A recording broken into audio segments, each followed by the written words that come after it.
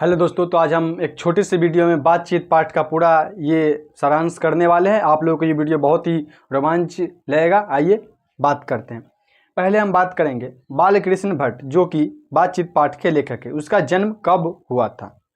ये क्वेश्चन बहुत बार एग्जाम में पूछे जाते हैं। तो जन्म उसका हुआ था, बातचीत पाठ के लेखक कौन है पहले ये हम बात कर लेते। तो बातचीत पाठ के लेखक है बालकृष्ण भट्ट। बालकृष्ण भट्ट बातचीत पाठ के लेखक बालकृष्ण भट्ट हैं। इसका जन्म कब हुआ था? जन्म बालकृष्ण भट्ट का जन्म कब हुआ था? तो ये भी एक बहुत ही महत्वपूर्ण क्वेश्चन है। तो आप लोग ये क्वेश्चन याद रखिएगा। बालकृष्ण भट्ट का जन्म 23 जून 1844 ईस्वी को इलाहाबाद में हुआ था। 23 जून 1844, 23 जून 1844 इलाहाबाद। जन्म इस बालकृष्ण भट्ट जी का जन्म 23 जून 1844 ईस्वी को इलाहाबाद में हुआ था। इसका मृत्यु भी पूछ सकता है। मृत्यु कि बालकृष्ण भट्ट का मृत्यु कब हुआ था? तो मृत्यु हुआ था 20 जुलाई 1914 ईस्वी को। 20 जुलाई 1914 ईस्वी। बालकृष्ण भट्ट का जन्म 23 जून 1844 और मृत्यु 20 जुलाई 1914 ईस्वी को हुआ था। अब क्वेश्चन ये पूछेगा कि उनके माता और पिता का नाम क्या था? तो बालकृष्ण भट्ट के माता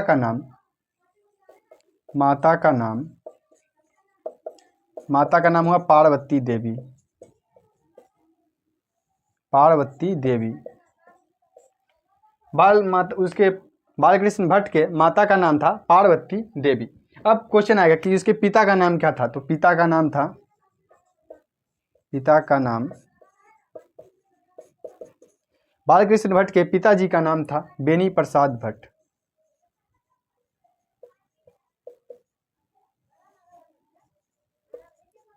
बेनी प्रसाद भट्ट। अब हम बात करेंगे, ये तो हुआ बातचीत पाठ के लेखक बालकृष्ण भट्ट के मृत्यु कब हुआ, जन्म कब हुआ और माता पिता का नाम क्या था। अब एक क्वेश्चन आएगा कि बालकृष्ण भट्ट किस युग के कवि थे? तो बालकृष्ण भट्ट, आप लोगों को बता दें कि बालकृष्ण भट्ट भारतेंदु युग के कवि थे। ये भी क्वेश्चन एक महत्वपूर्ण है। किस युग के थे? तो भारतेंदु युग के। भारतेंदु युग के कवि। भारतेंदु युग के कवि थे। तो पहला क्वेश्चन इसमें आएगा, जन्म कब हुआ था? तो 1844, 23 जून 1844 ईस्वी इलाहाबाद।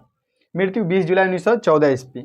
माता का नाम पार्वती देवी, पिता का नाम बेनी प्रसाद भट्ट। किस युग के कवि थे? तो भारतेंदु युग के कवि थे। अब हम आगे बात करते हैं कि इस पाठ में उसने क्या क्या कहा है। चलिए आगे बात। बालकृष्ण भट्ट की कौन कौन सी पत्रिका थी? तो बालकृष्ण भट्ट की दो पत्रिका थी। एक थी हिंदी प्रदीप और हिंदी शब्दकोश। पहला था हिंदी प्रदीप, दूसरा था हिंदी शब्दकोश।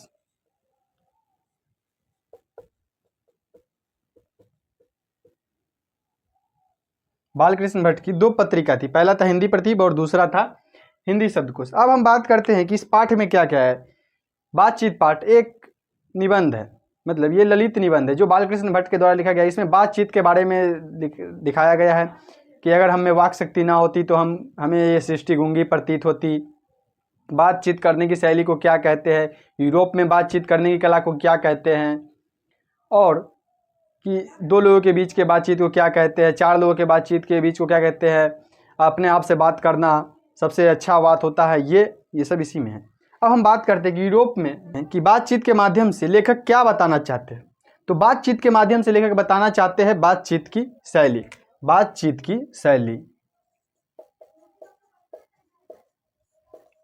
की शैली यूरोप के लोगों में ये सबसे भरपूर मात्रा में पाया जाता है।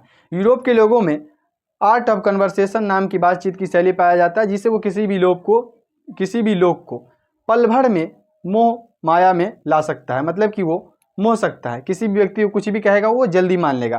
तो यूरोप के लोगों में आर्ट ऑफ कन्वर्सेशन कहाँ प्रसिद्ध है? कहाँ के लोग में है? कहाँ के लोग में है, ये क्वेश्चन आ सकता है, तो आंसर हो जाएगा यूरोप के लोगों में है।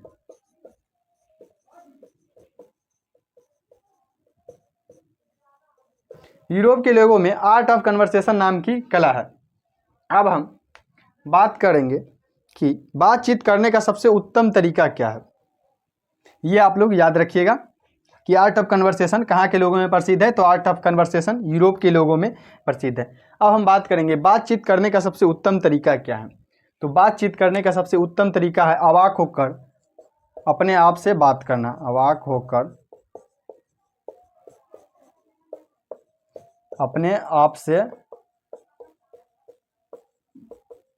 बात करना, मतलब बातचीत करने का सबसे उत्तम तरीका है अवाक होकर अपने आप से बातचीत करना। एडिसन ने कहा था कि उत्तम बातचीत सिर्फ 2 व्यक्तियों में हो सकती है। किसने कहा था? तो एडिसन ने कहा था।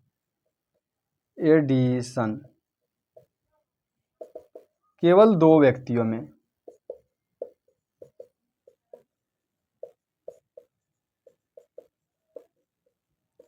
केवल 2 व्यक्ति के बीच के बातचीत को एडिसन ने उत्तम बातचीत कहा है। एडिसन ने कहा है कि बोलने से ही लोगों के अंदर की जो बात होती है उसे साक्षात्कार होता है, अंदर के जीवन का साक्षात्कार होता है, मतलब कि वह मनुष्य बुरा है कि अच्छा है। तो ये किसने कहा था? बेन जॉनसन ने। बेन जॉनसन ने क्या कहा था? बेन जॉनसन द्वारा क्या कहा था? बोलने से ही व्यक्ति के चरित्र का साक्षात्कार होता है। बोलने से ही मनुष्य के असली चेहरा कह सकते हैं, चरित्र का साक्षात्कार होता है।